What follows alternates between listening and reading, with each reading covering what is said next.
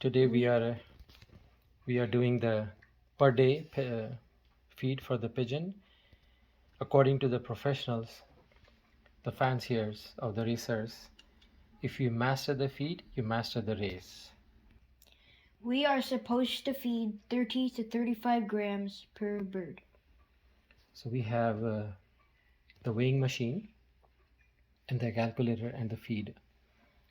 So 2 tablespoons approximately of these 2 spoons will get to 30 to 35 grams, and this container is almost a weight of 58 grams to 60 grams. Here we go. So one thing is done. 2 tablespoons equals 1 bird.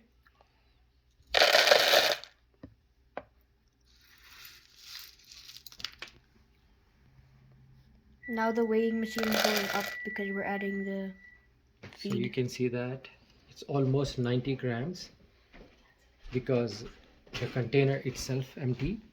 This one is almost 60 grams. So 90 minus 30 is equal to 60. So this is 30 grams inside here for one bird.